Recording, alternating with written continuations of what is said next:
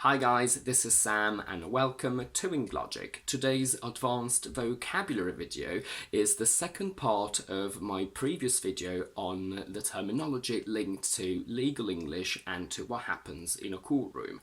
Originally I'd planned for these two videos to be only one, but while I was editing it I realised I was giving you far too much information and far too many new words, so I decided to split it into two. You can find the first part here, and here is the continuation of that video.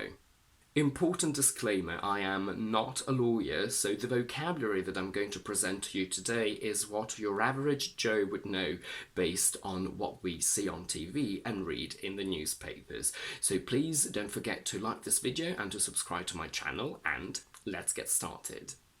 This is more or less what happens in a courtroom, and I know for a fact that in England we have a judge and a jury, but I don't know whether this is always the case or whether the jury is used only in some specific branches of the law. So I am afraid you will have to ask someone else for that specific piece of information. A trial is the legal process where a judge and possibly a jury determines whether somebody is guilty of a crime or not. The person that brings a legal action against somebody, so the person that is the alleged victim, is called plaintiff.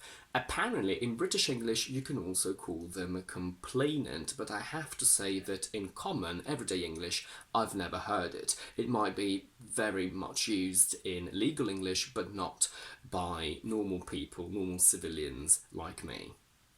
The person accused of having done something illegal and criminal is the defendant.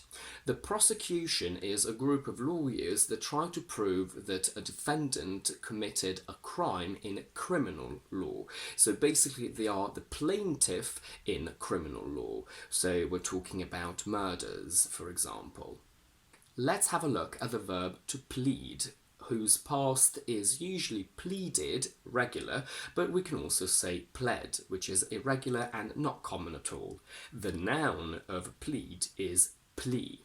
To plead guilty, innocent or not guilty, is when the defendant says whether they are guilty or not of the crime they're being accused of. If you plead insanity, it means that you use insanity as an element to justify your actions and you use it as mitigating circumstances.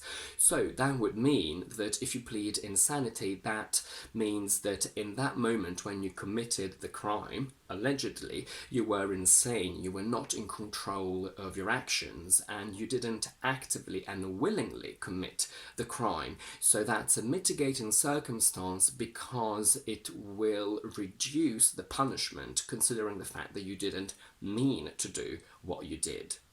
In legal terms, you plead insanity, but you don't really say that someone is insane. You would say that they are of unsound mind. So his lawyers pleaded not guilty on account of him being of unsound mind.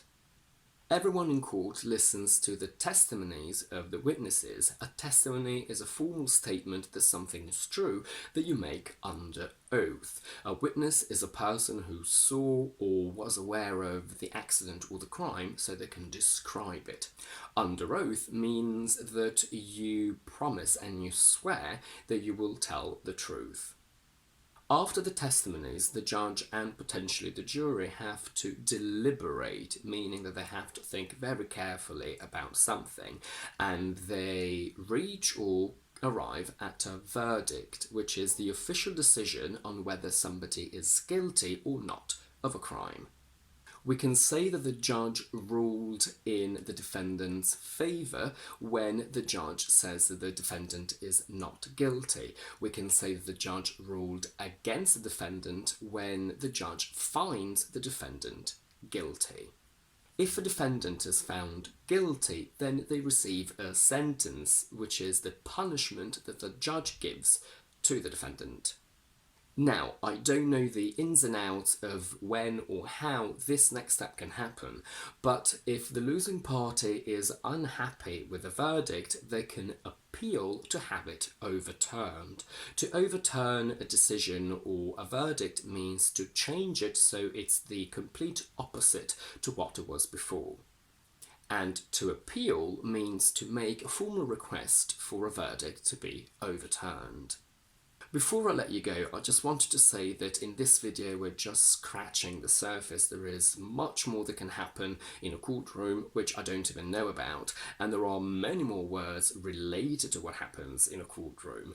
But because this whole series of videos stemmed from the defamation lawsuit that Johnny Depp filed against Amber Heard, let's have a quick look at a couple of crimes that you can commit, namely defamation.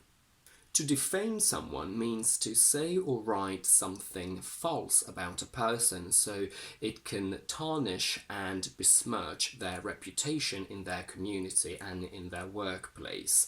And defamation is the noun of it. There are two main ways of defaming somebody.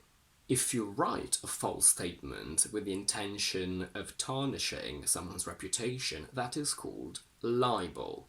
If you say something untrue, that is called slander. And that's it for today. If you like this video, please don't forget to give it a thumbs up and to subscribe to my channel down below. And do let me know in the comments if you already knew most of these words or if there are any new words for you that you didn't know. In the meantime, I will see you on Thursday and Monday with my quick vocabulary videos, and on Tuesday with my next explanation one.